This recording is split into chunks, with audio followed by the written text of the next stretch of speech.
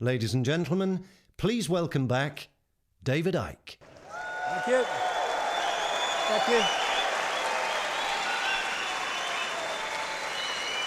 Thank you.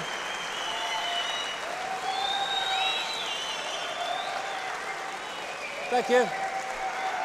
Thank you. Thank you. Thank you. Thank you.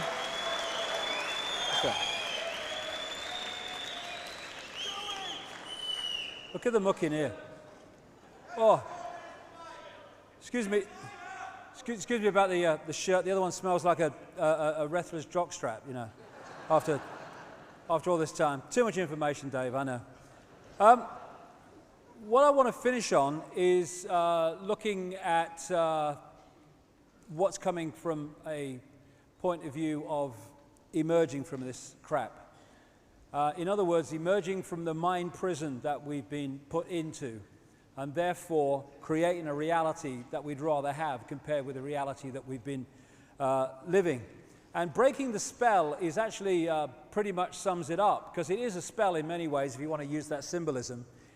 Our minds have been locked in to a range of perception that gives us the impression that we are limited, that we are poor little Joe Public, I've got no power, and all the rest of it. And that's exactly where people manipulating a mass of people want us to be. And when we're looking at ways out of this, Einstein's quote, which is in many forms, but this is a summary of it, encapsulates what we're looking at. You cannot solve problems with the same level of consciousness that created them. Now, what we have in the world is a series of problems created, and then they'll change a political party or they'll move another dark suit in from somewhere else, but they're of the same level of consciousness as those who created the problem, so the problem just goes on getting compounded because we've not reached that level of going beyond that and looking at it from another direction and seeing a way to change what we want to change. So the door is spinning round in Downing Street in the White House, but no matter what it looks like, the same level of consciousness is coming in and out, and so nothing changes. It cannot. And that consciousness is from the consciousness of division, of seeing everything as a partness and all the rest of it, which is the consciousness that's been in power and has been manipulated among humanity to have and to manifest reality from that perspective, into a oneness that understands that we're all one consciousness, we're all one energy, all one mind, and therefore all these divisions between us through which we're divided and ruled are just illusions.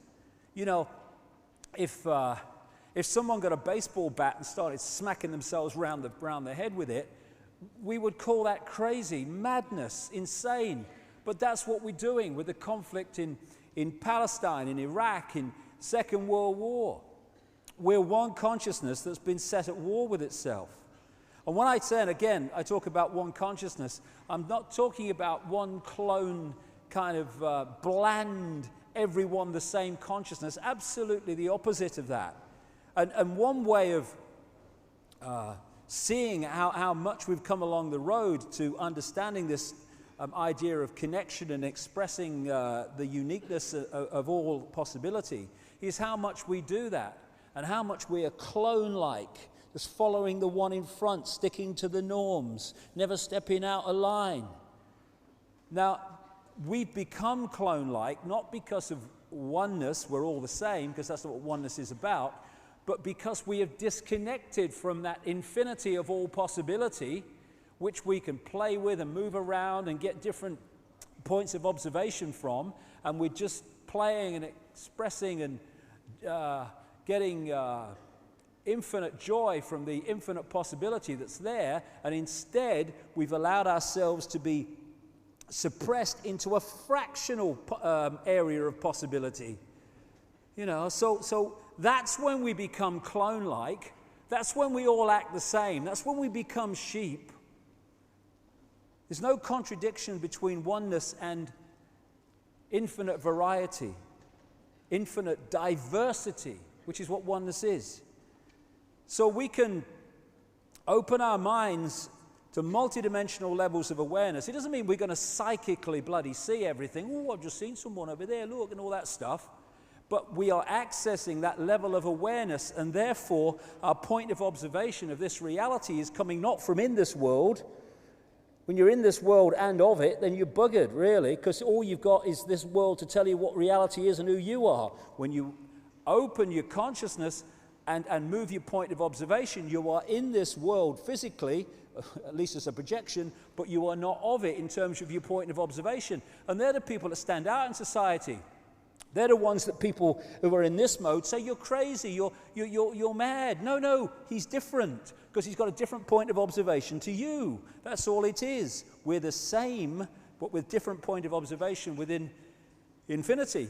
There was a time when even this reality, I would say, we had this sense of oneness, this sense of connection, celebrating uniqueness, and joyous in diversity. But slowly, surely, maybe quicker than slowly and surely, our minds have been taken over and encased in this bubble, this disconnection from the great infinite into this body consciousness. And of course, when people come into this world now as what we call babies, and their consciousness enters this world, immediately the programming starts. Often it's parents programming children into the norms. Oh, you can't do that. What will the neighbors say? Oh, you can't do that. I want you to work in a bank. You've disappointed me. You want to go and walk in India. Well, be disappointed then. Sod off. You go and work in the bank. I'm off to India, mate.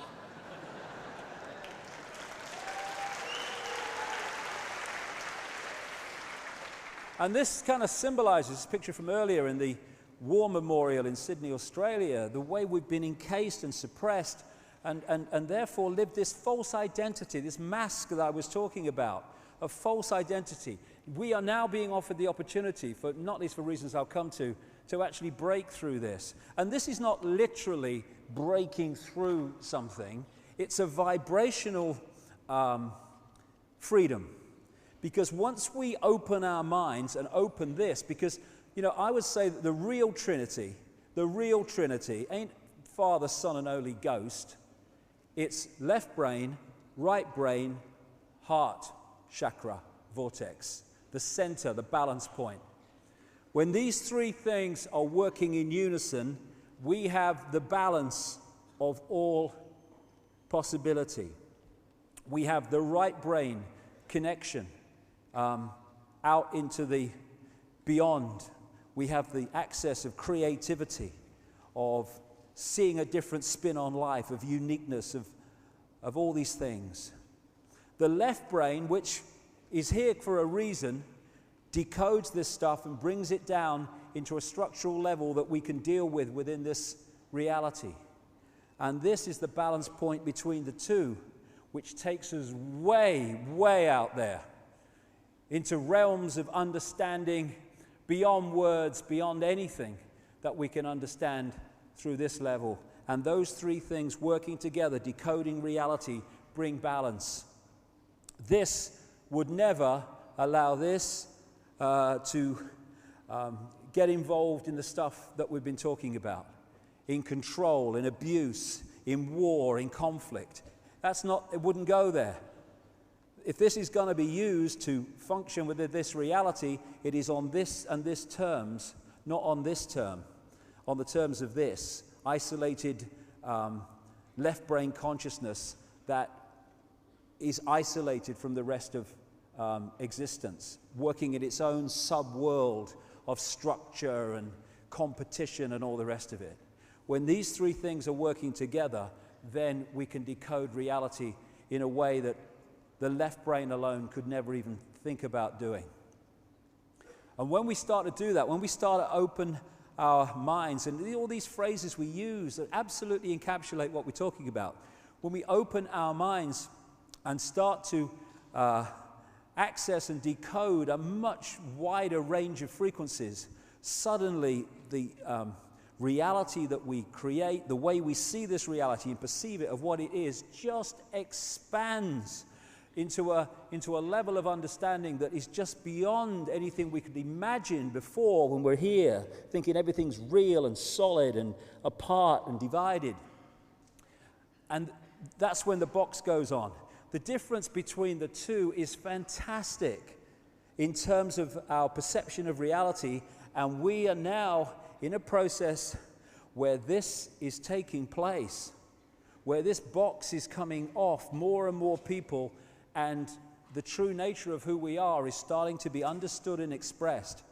When I started on this journey talking about some of this stuff, not like as much as I am now, but in the same themes, it was like, get me a wall, I'll give you an impression. No one wanted to know. It was crazy and all the rest of it. But over the last 20 years, I've almost been a barometer of it. I have seen this incredible change where more and more people are expanding their consciousness and going, whoa, I can see it now. Why couldn't I see it before? Because you weren't decoding reality in a way that you could see it. You were stuck in the box, stuck in the vibrational box where we all start out.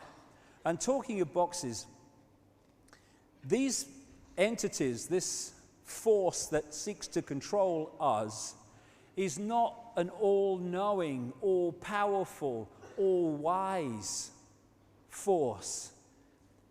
It is able to control us only by putting us in a smaller box than it is in. That's only the way it can do it. Anyone who wants control over people, anyone who is so insecure that they need control over people, because there's nothing more that absolutely shows blatant insecurity, extreme insecurity, than wanting to control other people and wanting to know the outcome of everything before the game starts. That's insecurity.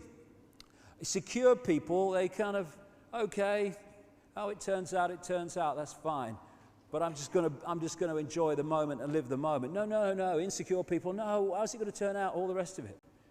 And so these people are desperately insecure, and there's a good reason for that. The reptilian genetics, the reptilian brain, is very much about survival. Survival, fear of not surviving. And because of the nature of what we're talking about, these entities have a massive fear of not surviving. Everything is not about survival. This is why they want to know the outcome of the game before the game starts. Because, survival.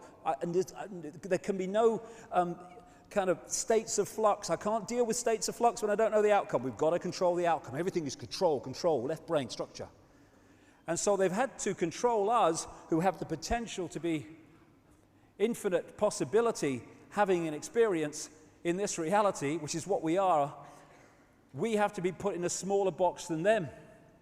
And so what they're working on is intellectual knowledge, if you like, of how reality works, and therefore how they can manipulate it, and suppressing the knowledge among humans of how reality works, so they are in a position of power. If I know things of great significance and other people don't, I'm in a position of power over them. That's why we've had the suppression of knowledge and the passing it over through the secret society network to the chosen few. Knowledge is power. That's what it's about. But it's intellectual knowledge. It's cleverness, not wisdom, that they work with.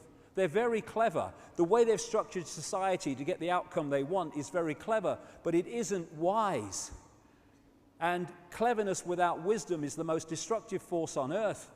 It's very clever to create an atomic bomb. It's not very wise to do so. They are not the same thing. And so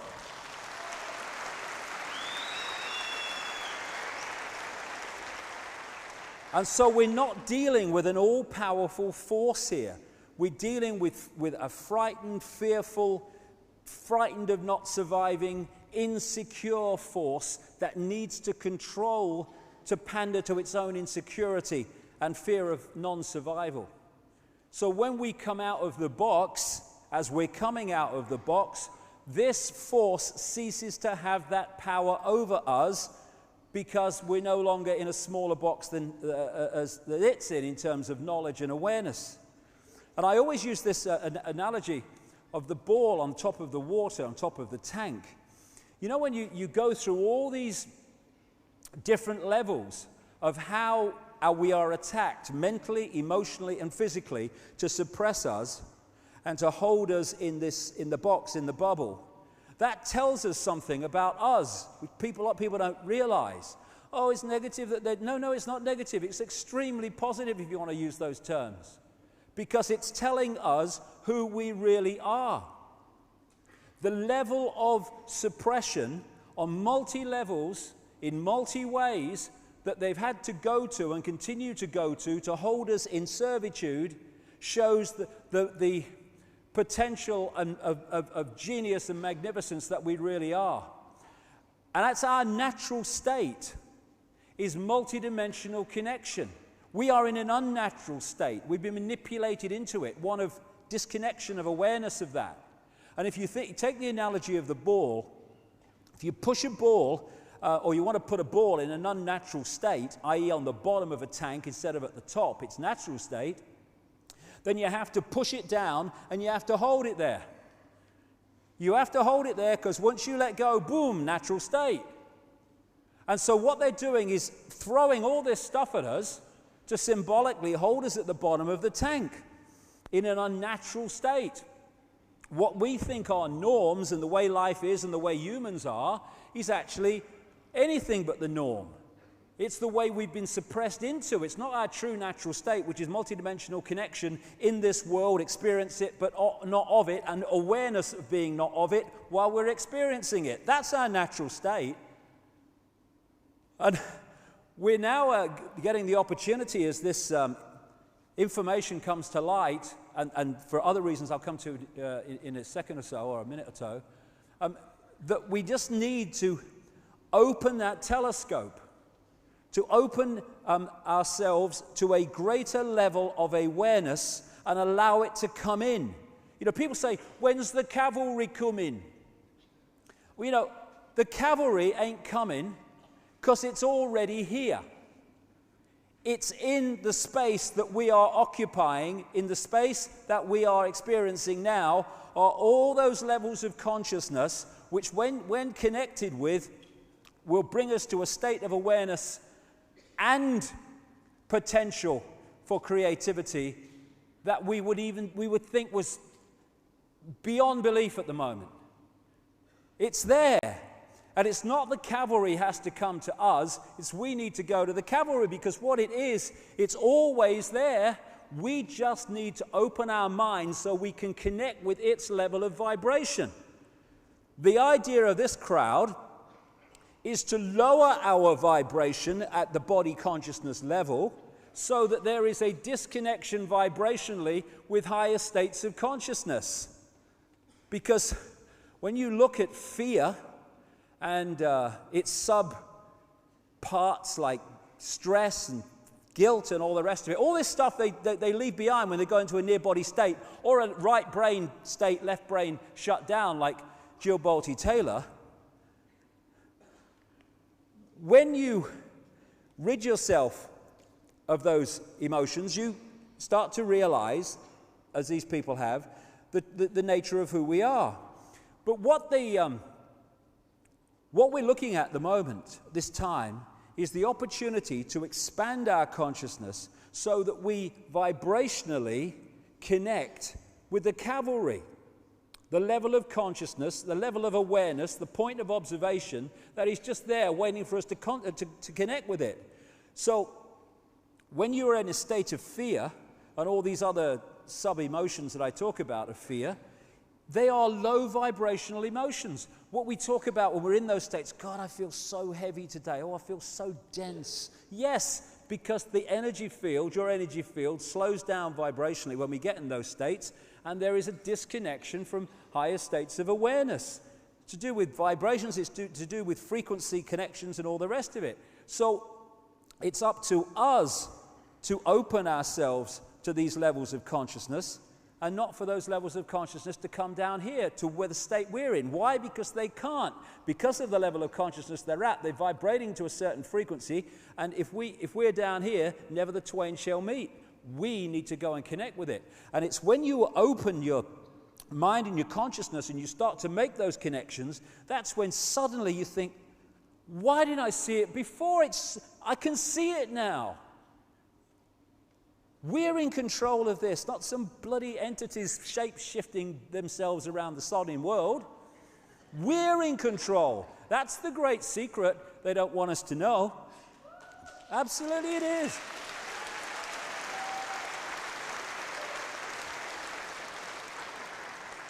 So this is the level at which the change will take place. And when that takes place, our awareness changes, our level of consciousness changes. This changes because this is a projection of our level of consciousness. The projection, if we start looking out there, then we're in trouble. It's in here. It's when we do that we start getting out of the box. It's a vibrational escape and a vibrational getaway car caused by us changing and opening to a higher level of consciousness. Now, this is doing the rounds quite a lot at the moment. The law of attraction, they call it. I've been talking about this for years in terms of what you put out is what you pull back. But I think there are a lot more elements to it than some people seem to think.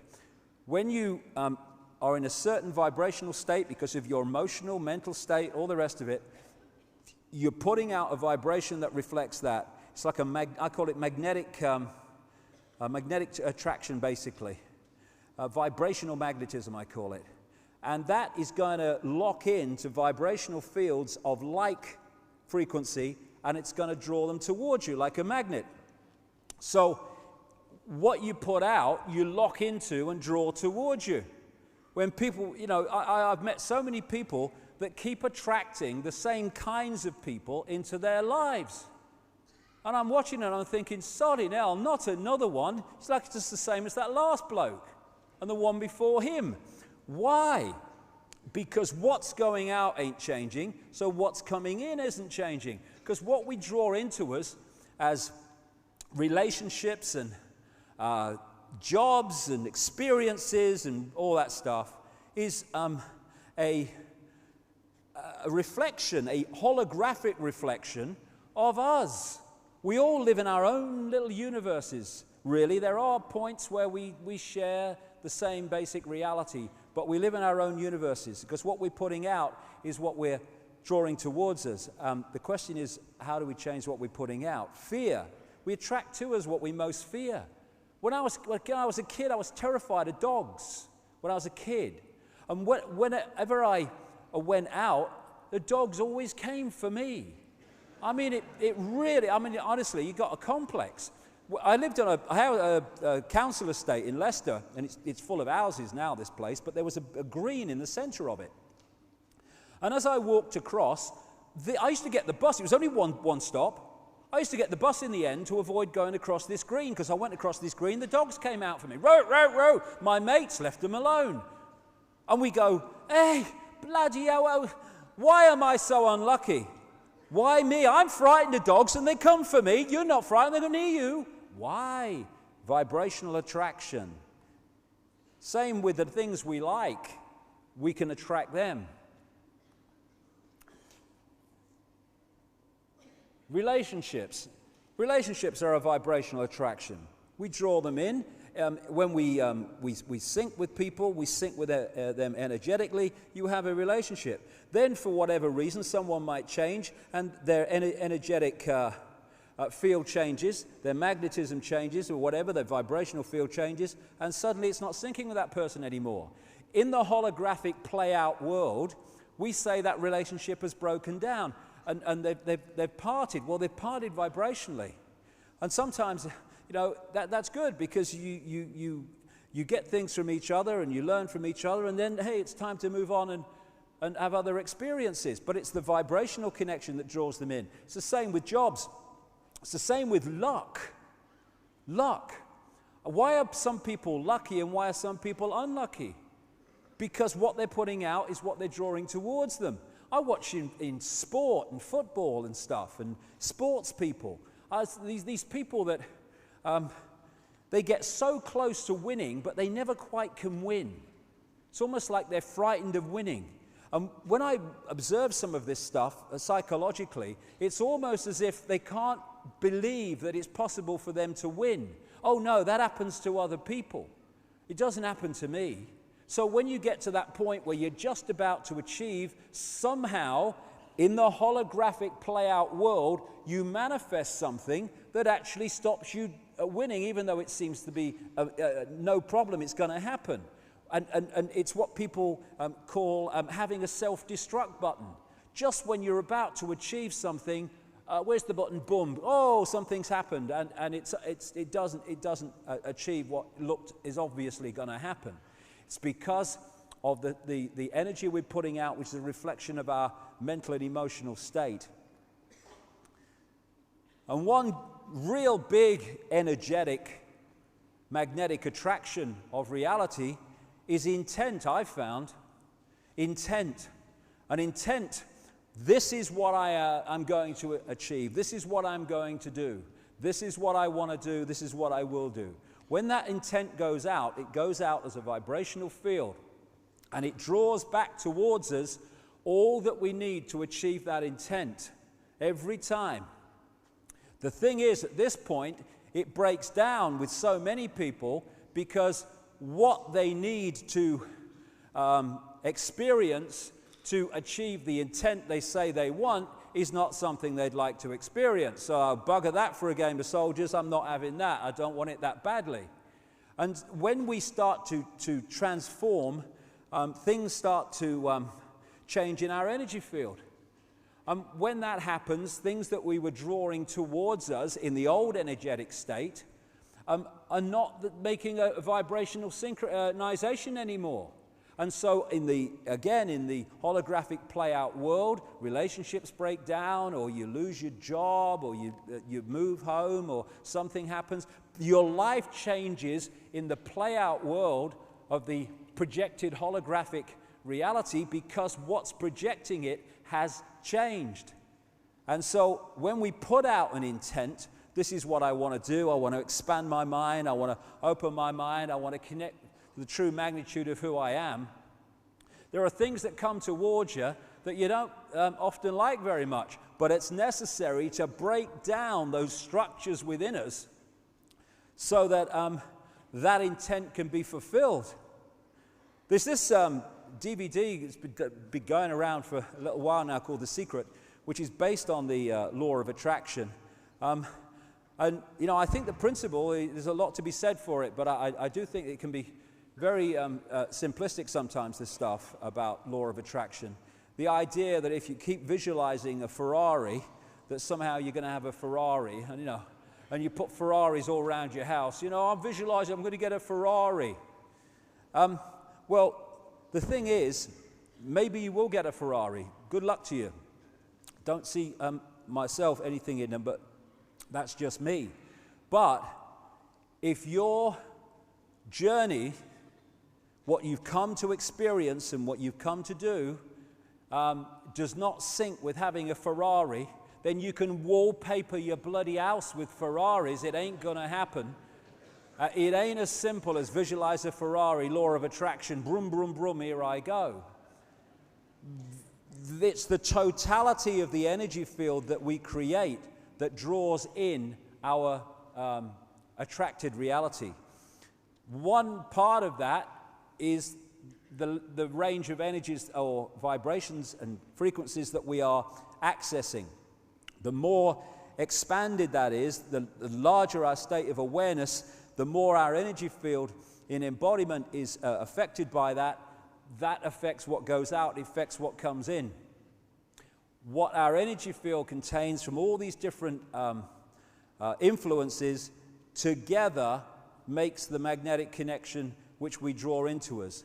The astrological influences our energy field also affect the overall mix of the vibrational field that we are projecting.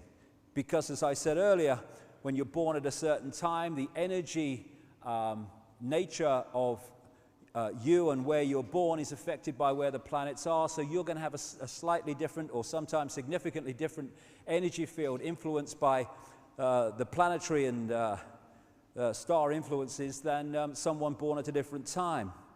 And then there's also the journey.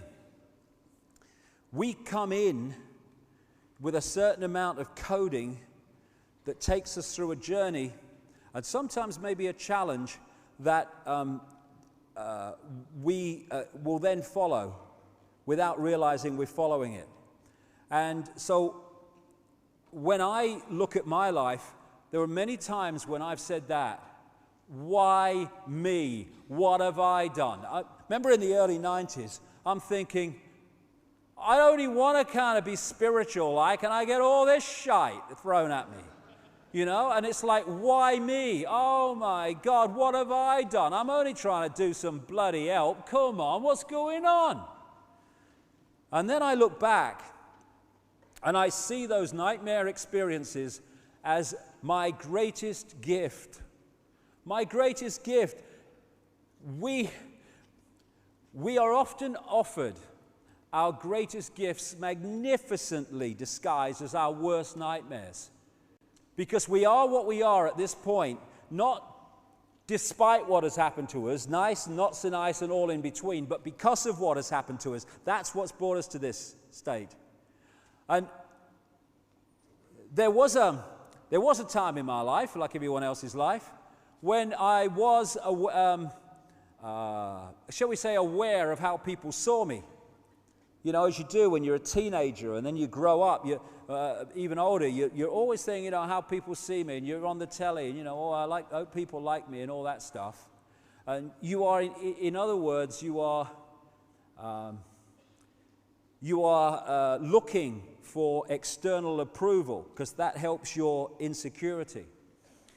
When I went through the extraordinary levels of ridicule that I went through in this country, in the 1990s particularly, it was a nightmare. I couldn't go down any place in Britain without being laughed at, ridiculed, all that stuff. And yet, what it did was clear me completely, or as much as I'm aware of that need for approval, of that, here we go, fear of what other people think of me. That's what it did.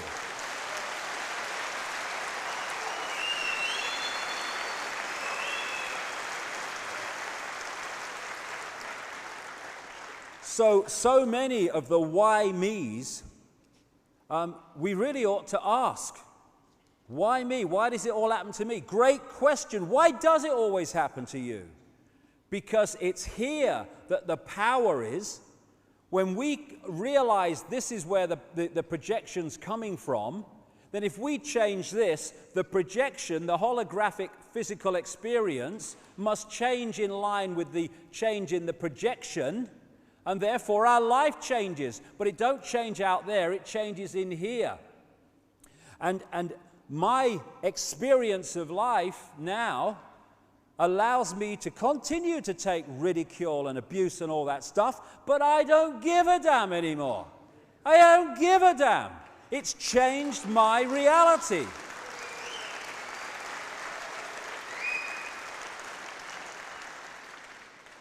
There's a lot to be spoken for about worst nightmares, because so often they are our greatest gifts. Not always, but so often.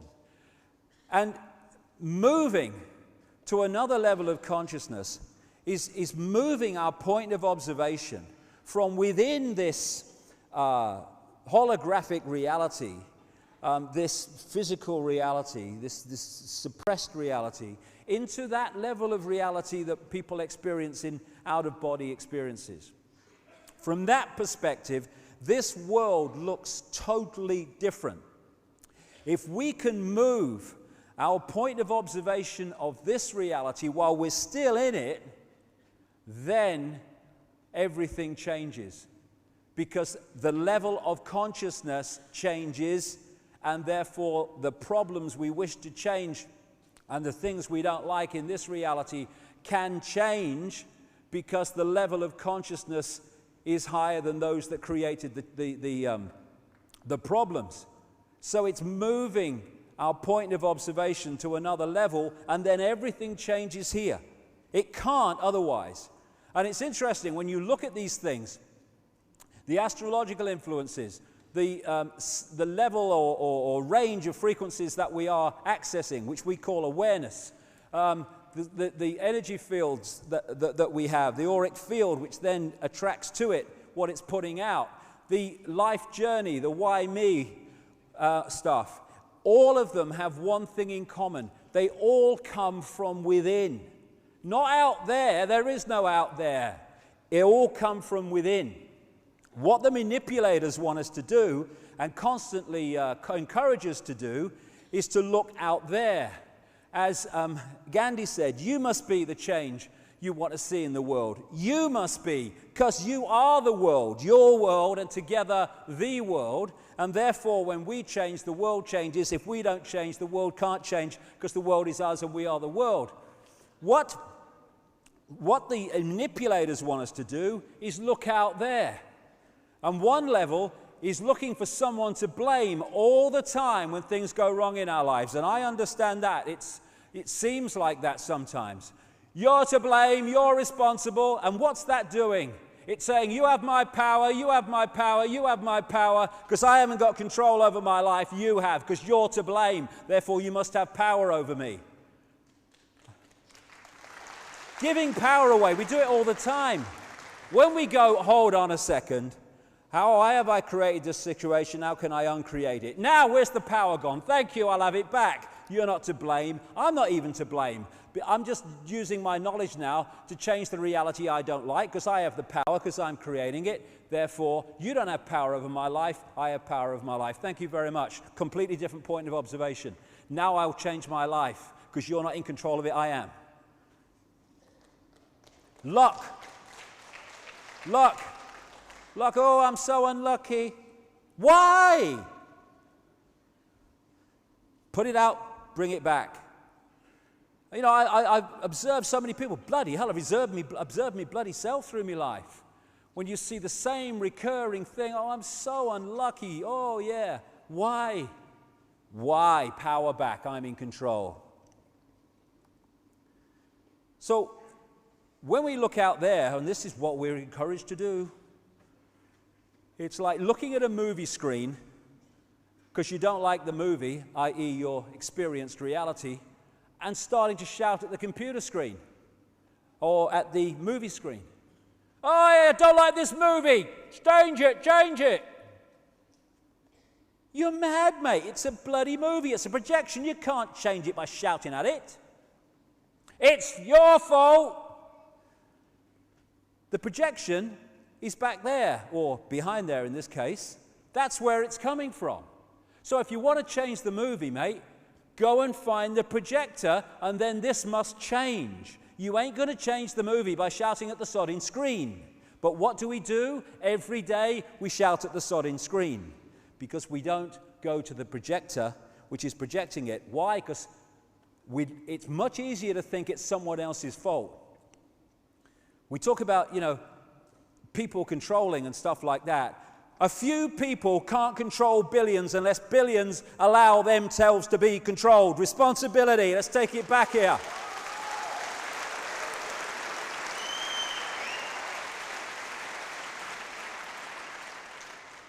We're holograms, projections. The whole world's a projection. It's us that is projecting it. It's a situation I call combing the mirror. If you want to comb your hair, you don't comb the mirror, because it don't affect your bloody hair, because it's a reflection. If you want to change your hair, you comb your hair, and the mirror then reflects it. This physical reality is a mirror, and we're combing the mirror all the time. And then we say, my hair's not changing, I'm combing that mirror.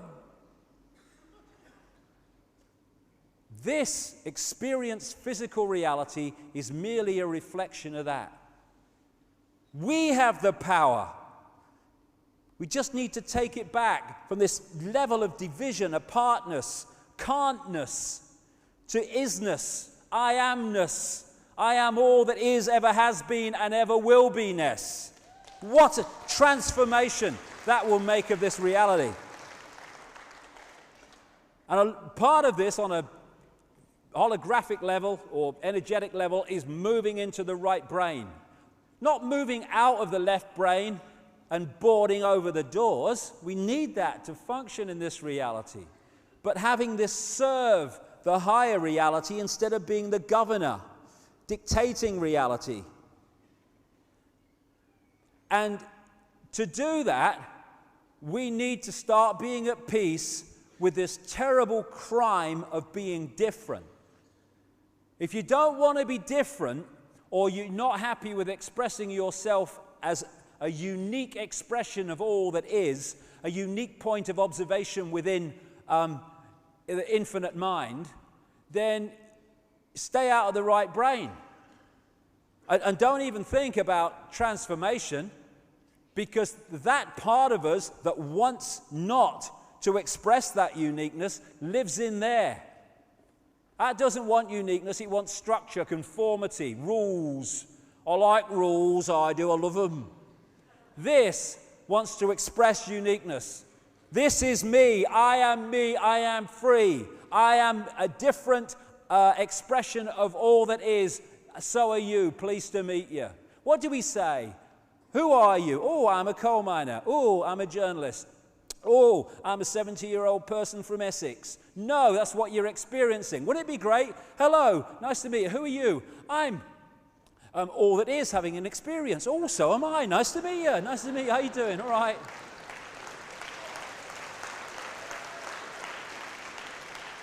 That's what we are. So it's starting to let go this fear of being different, this fear of being different to the norm. Oh, what will my mother say? Or what will the mates at work say? Or what if I do? Well, I tell you what, this is my view, just my view, okay? If they, mother, father, family, people at work, blokes down the pub, can't respect your right to express the full magnitude of who you are, Sodom, mate. What's Sodom?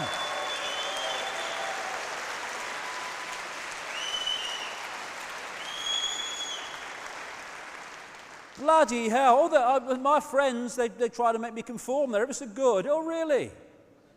And all this is blood's thicker than water. No! No! Their families and parents and children and all that stuff, they can have great connections and have a wonderful relationship. But just because they're parents and children and sisters and brothers doesn't mean they necessarily do that. What we call brothers and sisters and all this stuff, they're holographic projections. That's what they are on this level. We are consciousness. They are consciousness. We're all one consciousness.